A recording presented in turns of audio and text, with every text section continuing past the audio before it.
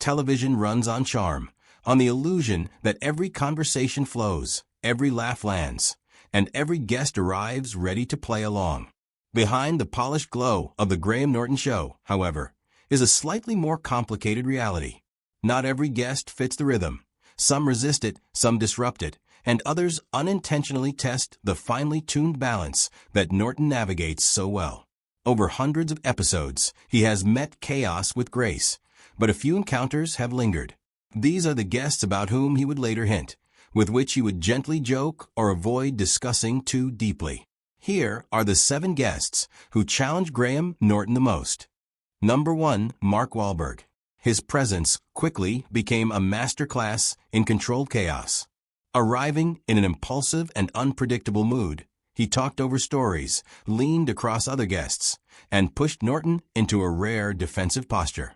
The result was humorous, tense, and wildly unbalanced, and showed just how fragile the show's rhythm becomes when one guest tilts the entire room.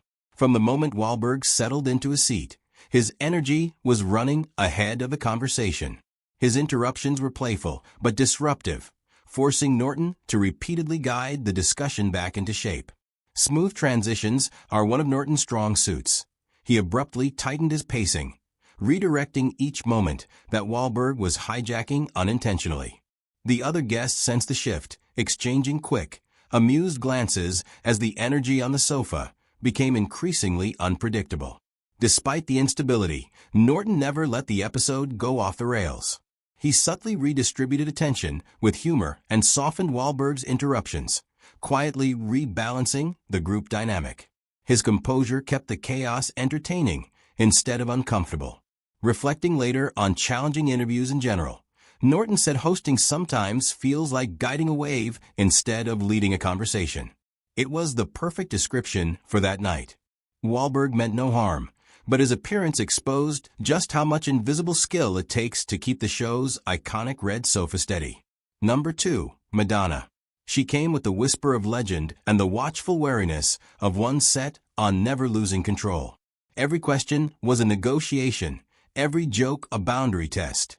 Norton was amiably game, but the work in his affability wasn't hard to discern. From her very first response, Madonna's answers were short, considered, and emotionally standoffish. He varied his tone, easing into the tempo, using lighter angles. But each was duly rewarded with a pause and another precise, considered reply. The exchange was never unpleasant, just settling into a cordial remove that neither quite breached. In the past, Norton has almost hinted at guests such as Madonna, who arrive with a shield which you notice before they have even spoken, a reminder of how fame hardens up even the most bold performers. Other guests were uncertain how playful they could be, tiptoeing around the careful balance of the room. But every so often, Norton would find the tiniest opening. Moments when Madonna loosened up, responded with a smile, or allowed a brief spark of spontaneity to surface. In those moments, viewers caught glimpses of the raw, fearless performer she once was, the one unafraid to provoke or surprise. Speaking more broadly about tough interviews, Norton once said that some conversations feel like trying to warm a room with a single candle. Madonna's appearance fit that description perfectly. She wasn't combative. She simply stayed in a world entirely her own, and Norton had to work meticulously to meet her there. Number 3. Miriam Margolyes. Electricity is what Miriam Margolyes brings to every interview, and sometimes that electricity shocks the entire room. During one especially notorious appearance, her wild storytelling veered so far off course that guests were left stunned, and Norton found himself theatrically speechless. He reveres her enormously, yet even deep affection cannot prevent the periodic on-air explosion that throws off the show's careful rhythm and sends the sofa spinning.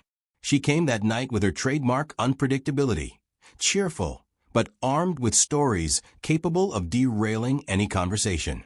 Within minutes, she launched into an outrageous anecdote that sent guests caught somewhere between laughter and disbelief.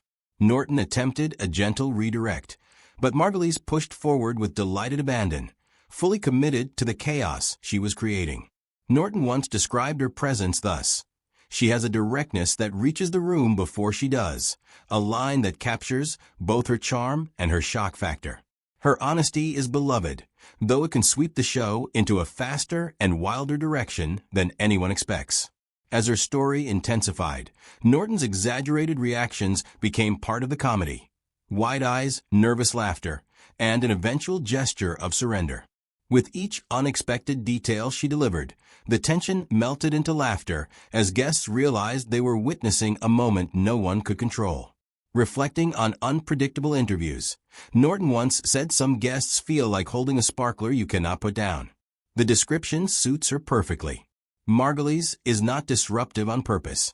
She is simply fearless, and that fearlessness turns every appearance into an unforgettable burst of chaos.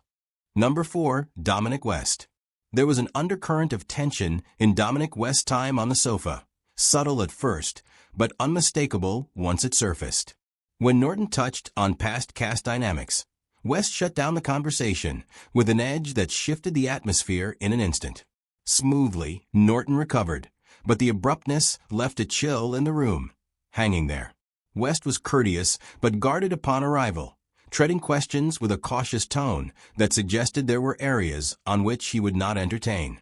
Where Norton lightly referred to a moment from West's work on The Wire, perhaps hoping for a fun anecdote, the actor responded with a clipped dismissal that halted the momentum and made the room tighten just a little. Speaking on such a situation later, Norton said some guests arrive with lines you don't know are there until you cross them. The other guests immediately sensed the shift and countered with small laughs and nods of politeness.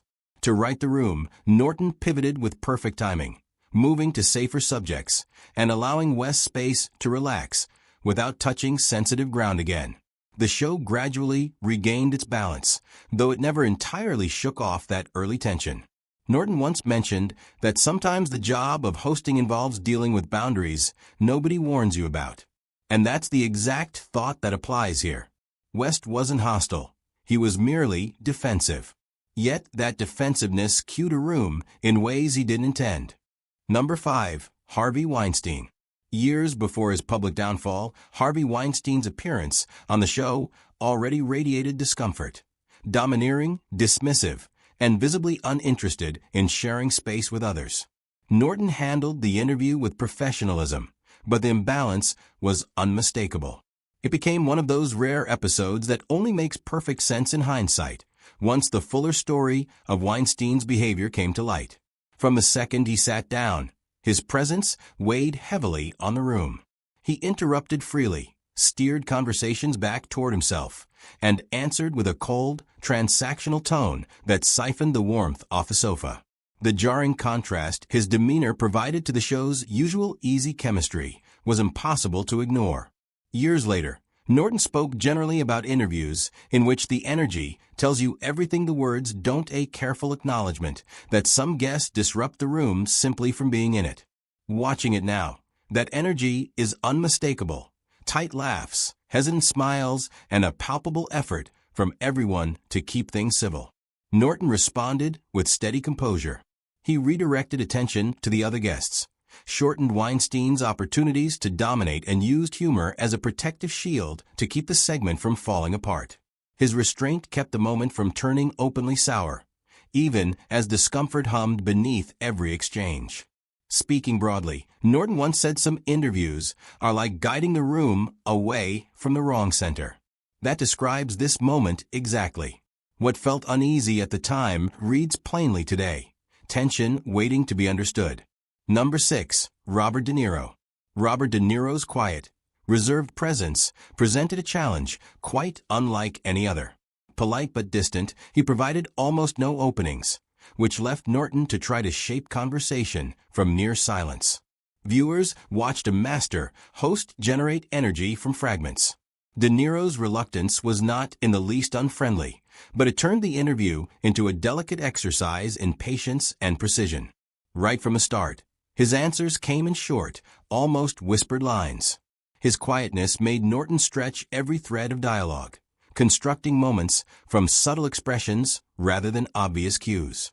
Where other guests bring spontaneous spark, De Niro brought stillness, a quality that works beautifully on film but becomes difficult in the rapid rhythm of a live talk show. It was one of the rare times Norton later admitted he might not invite someone back. Reflecting more broadly on interviews like this, Norton says some guests converse through expression rather than words, leaving the host to find the rhythm alone. That dynamic defined the whole segment. Norton leaned in, added extra warmth, and used gentle humor to fill the spaces De Niro left untouched. Other guests tried quietly to nudge the conversation along with light jokes, but De Niro remained unflappable, revealing little beyond a polite smile. Norton instinctively adjusted, slowing the pace, allowing silence to settle without panic, and guiding the room back into comfort with skill that seemed largely effortless. He once said some conversations feel like sculpting air until it becomes something, a description that perfectly applies here. De Niro was not awkward, merely minimal. And minimalism on that sofa becomes a showcase of Norton's hosting brilliance. Number 7. Billie Eilish.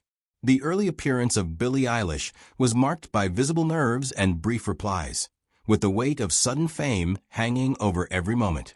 Immediately, Norton softened his tone, adjusted his pacing, and carried the conversation with extra care. This was not a contentious interview, yet the fragility in the exchange left its mark on how even kindness may struggle to steady an anxious guest. Eilish arrived thoughtful but overwhelmed, with answers feeling more like quiet notes than responses. Immediately, Norton recognized the tension and adjusted his approach, giving her more time, not rushing transitions, and asking questions that would take the pressure off instead of heaping on more. Still, at every pause, the strain of new fame surfaced.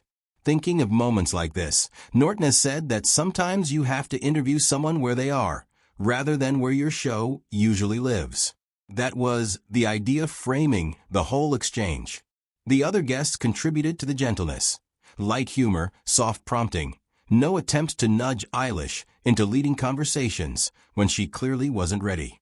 Slowly, she loosened, smiling more, leaning forward, even making small jokes. Yet the vulnerability never quite went away, a reminder that sudden global attention can leave even the brightest talents feeling unsteady. Speaking more broadly, Norton said that some interviews make early fame look fragile close up. That resonates through this appearance. Eilish wasn't diva-esque, just young and overwhelmed and very human.